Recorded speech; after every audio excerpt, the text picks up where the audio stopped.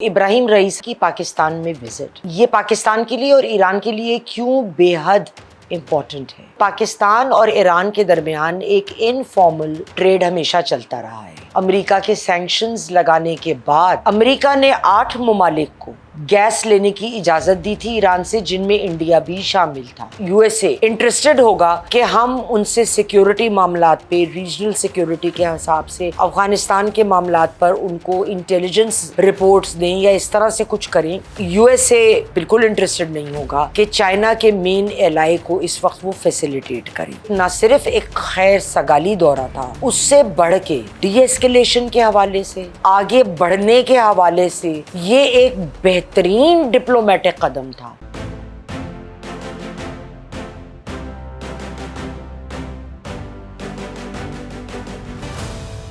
السلام علیکم خواتین و حضرات، میں ہوں آپ کی میزبان یاسمین آفتاب علی، چینل باغی ٹی وی، پروگرام یاسمین کی بیٹھک۔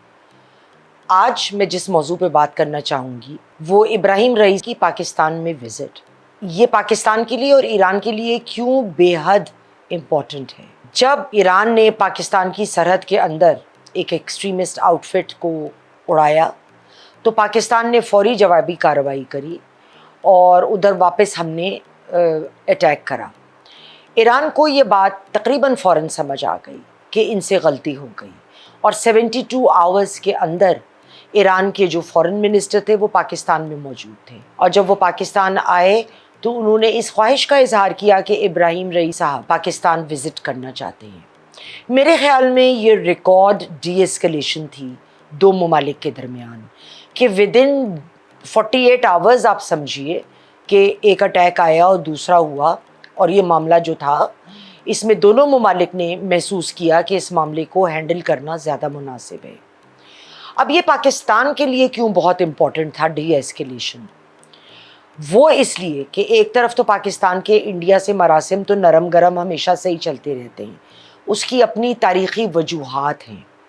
دوسری جانب افغانستان کا پورس بارڈر اور طالبان کی حکومت آنے کے بعد ادھر سے حملے پاکستان پہ مزید بڑھ چکے ہیں، لہٰذا ایران کے ساتھ کم از کم ایک ملک جو ساتھ ہمارے ہے، اور اس ملک کے ساتھ ہمارے کلچرل، پولیٹیکل، بزنس بہت سارے انٹرسٹ الائنڈ ہیں، تو اس کے ساتھ ہمارا اچھے تعلقات رکھنا بنتا ہے۔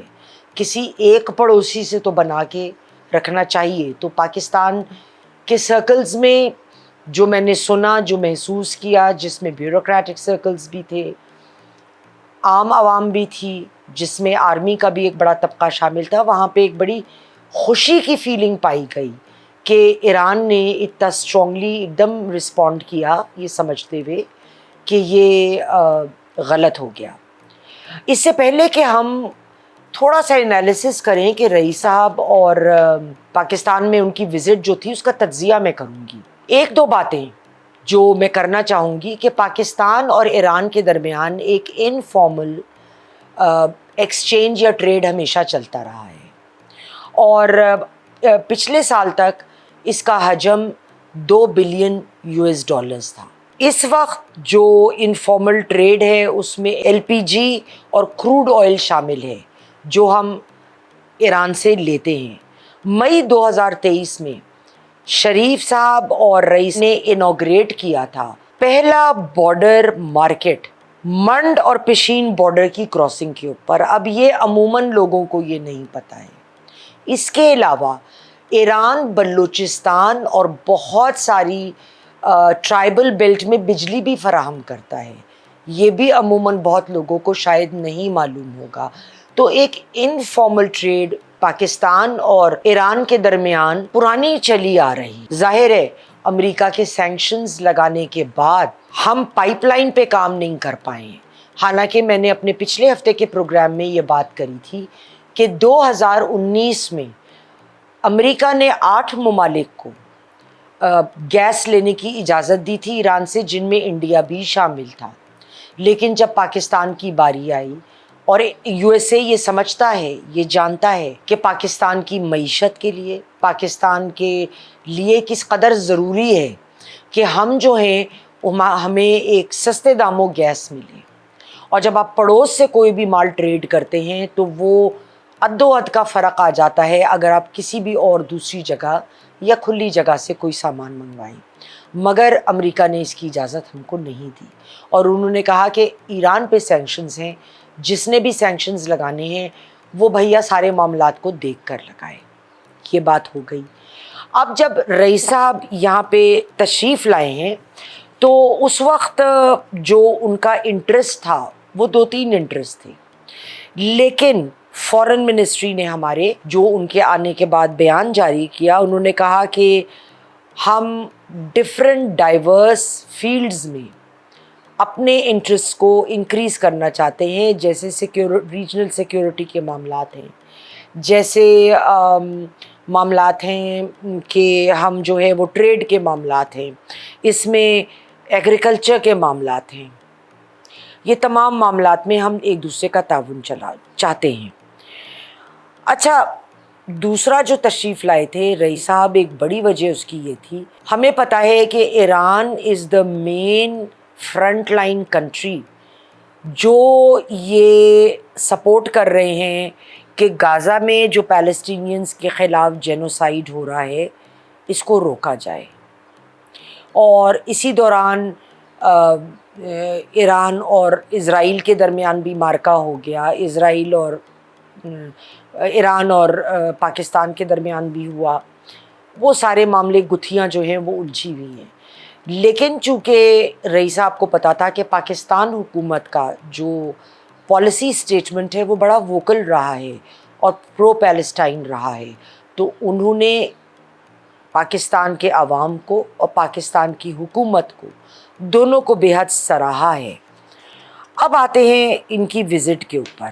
جب یہ تشریف لائے رئیس صاحب تو انہوں نے ایک تو جو بڑی بہترین بات کی وہ کہا کہ ہم 10 ارب US$ کا ٹریڈ پاکستان سے آگے چاہتے ہیں, جو اس وقت صرف 2 ارب US$ ہے. اب یہ کس طرح بڑھ سکتا ہے ٹریڈ؟ میرے ذہن میں ایک بڑا انٹرسٹنگ آئیڈیا آیا تھا, اور کیونکہ فارمل ٹریڈ اگر ہم کرتے ہیں اس میں تو دقت ہے کیونکہ سینکشنز ہے, مگر انفارمل ٹریڈ اور ہماری جو مارکیٹ ہے بارڈر کراسنگ کے اوپر منڈ پشن پر, وہ ایک بہت بڑا رول ادھر ادا کر سکتی ہے. میں نے پچھلے دنوں بڑی ریسرچ کری ہے, یہاں پہ جو home grown industries, home grown crafts شروع ہو رہے ہیں. خواتین آن لائن بڑا سامان خاص کر کازمیٹکس کے حوالے سے, ہینڈ میڈ آرٹیکلز جیسے سوپس, سینٹڈ سوپس, کینڈلز. اچھا, ایک میں نے خاتون, ان کو میں چاہتی ہوں میں اپنے پروگرام پر ضرور لے کر آؤں آنے والے دنوں میں, فرح بی بی ہیں, اگر مجھے سرنیم صحیح یاد ہے تو فرح فرخ نام ہے. میں اتفاق سے گولڈ کریسٹ گئی یہاں پر کچھ چھوٹی موٹی چیز لینی تھی, تو وہاں اسٹال لگا ہوا تھا, ایگزیبیشن تھی, اور کیا حسین ہینڈ میڈ سامان تھا.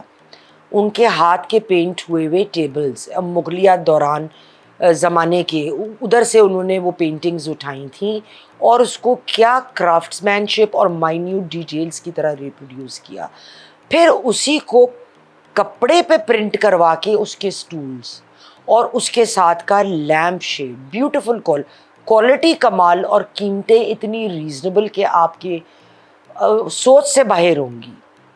میں ایک سٹول اور ٹیبل لے کر آئی تھی اپنے بیڈ روم کے لیے, پھر میری بیٹی نے جا کے اگلے دن لیمپ لے لیا کہ آپ نے لیمپ کیوں نہیں لیا. تو اس طرح کی چیزیں جو ہینڈ میڈ ہوتی ہیں اور جو خواتین بہت بڑھ چڑھ کے جو کام کر رہی ہیں اور بہترین کر رہی ہیں, اگر حکومت ان سے خرید کے اس کو وہاں رکھ کے اور اس کو بیچنے کا کرے, یہ انفارمل ٹریڈ کا ایک طریقہ ان چیزوں کا ہو سکتا ہے. آئی ایم شیور اور بھی طریقے ہوں گے. اس کے علاوہ رئیس صاحب نے کہا کہ کلچرلی, پولیٹیکلی, بزنس اپروچ ہماری الائنڈ ہیں, بالکل ہیں. پائپ لائن کے اوپر کو بھی ہلکا پھلکا چھوا گیا, لیکن ظاہر ہے جب تک پاکستان ویور نہیں لیتا کسی صورت میں نے پچھلے پروگرام میں اس پہ بھی بات کری تھی کہ کچھ لینے کے لیے آپ کو کچھ دینا پڑتا ہے. اگر پاکستان समझता है कि USA इंटरेस्टेड होगा कि हम उनसे सिक्योरिटी मामलात पे, रीजनल सिक्योरिटी के हिसाब से अफ़गानिस्तान के मामलात पर उनको इंटेलिजेंस रिपोर्ट्स दें या इस तरह से कुछ करें, तो हमें कुछ ना कुछ तो उनको देना पड़ेगा, क्योंकि USA बिल्कुल इंटरेस्टेड नहीं होगा कि चाइना के मेन एलाई को इस वक्त वो फैसिलिटेट करें। तो ये चीज़ें देखने वाली हैं। इसके अलावा एग्रीकल्चर से मुताल्लिक़ भी उन्होंने गुफ्तगू करी। और एक चीज़ जो बड़ी क्लियर है कि पाकिस्तान इस वक्त पाइपलाइन बनाना चाहता है। यहाँ पे मुख्तलिफ़ सर्कल्स में गैस पाइपलाइन जो ईरान के साथ बननी है उस पर बहुत खुल के गुफ्तगू होना शुरू हो गई है। इसीलिए पाकिस्तान ने ये कदम USA की जानिब भी बढ़ाया कि हमें वेवर दिया जाए। मेरे ख़्याल में इस वक्त फ़ॉरेन ऑफिस की ज़रूरत है, जिसमें रईस साहब ने भी दिलचस्पी ज़ाहिर की कि इस मामले की तरफ संजीदगी से देखा जाए। और ये एक ना सिर्फ एक खैर सगाली दौरा था, उससे बढ़ के डी एस्केलेशन के हवाले से, आगे बढ़ने के हवाले से ये एक बेहतरीन डिप्लोमेटिक कदम था।